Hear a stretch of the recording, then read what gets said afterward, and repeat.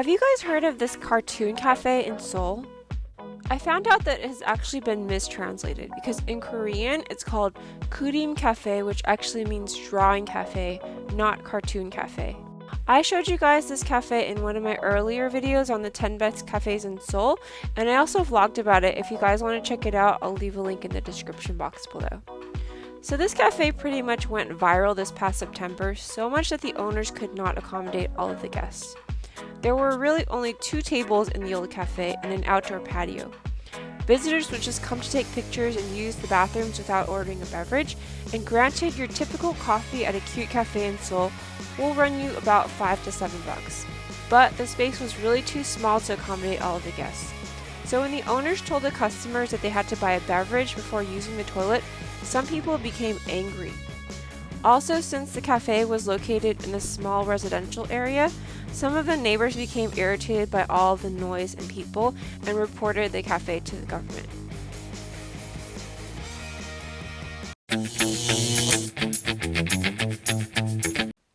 So they decided to build a larger cafe around the corner, and the original Cafe Yeonnam-dong 223-14 took its name from the actual address of the cafe, and the second location is no different. It's called Yeonnam-dong 223-14.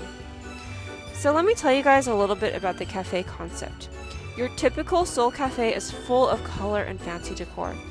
And even though the people and the coffee should be the main characters in the cafe, these things tend to get buried by a very colorful interior design.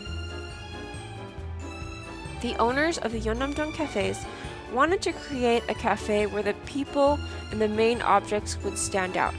So they made the cafe design as simple and colorless as possible. In this black and white setting, the customers become the heroes and the heroines in the cafe. The new cafe is a lot bigger and it feels a little bit more like a home. There's a common area which has a bunch of tables and a vanity area, and there's kitchen shelves painted onto the walls and a place where my daughter decided that she was going to have a timeout. And then there was a dining room area. I thought that this was a really fun space. We sat in the dining room, and I guess I was spoiled by my first time going to the original cafe with my younger daughter because we were the only people there. This time, the 2 girls who were sitting next to us sat at our table and took photos for about 10 minutes, and they also took up the seat next to the window with all of their stuff. Now I have a YouTube channel, so I film a lot of videos when I go out, and I also take photos because I like to promote my channel on social media.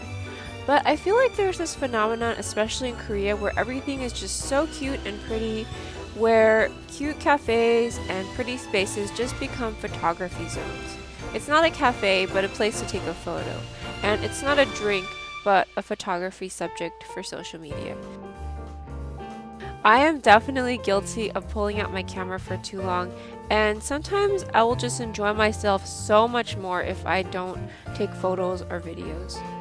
What really brings me into the present is my kids, because they're not here for Instagram and they're just playful and they're also really needy, so I have to put down my camera and be present with them, which I think is great, and it's something that we easily forget in this day and age of social media. Let me know in the comments below what you think about this.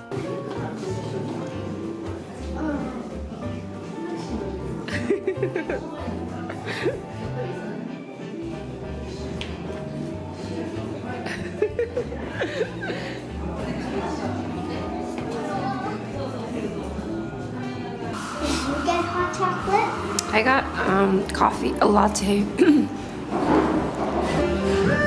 How do you like your hot chocolate? I like this. I know this song. I know this song. I heard this in gym class. Really?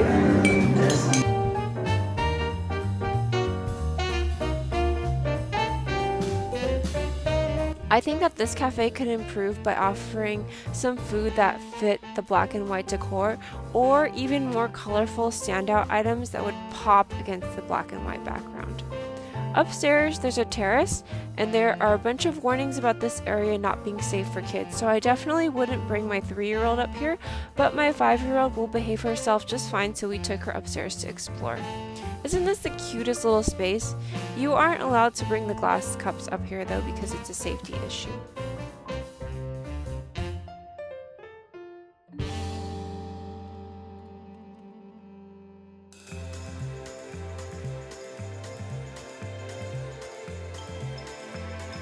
So what did you guys think of this cafe? Let me know in the comments if this is something that you would enjoy. I believe that this cafe is actually looking for people to franchise it in other countries. It's a really cute and unique design, and I think that it's definitely some place worth visiting in Seoul, but it's a little bit out of the way. I think it's about a 10 to 15 minute walk from Hongik Station, which is, I think, the closest metro. But Yeonnam-dong is a really cool neighborhood, and I'm going to be doing a guide to this neighborhood in the future, so stay tuned for that.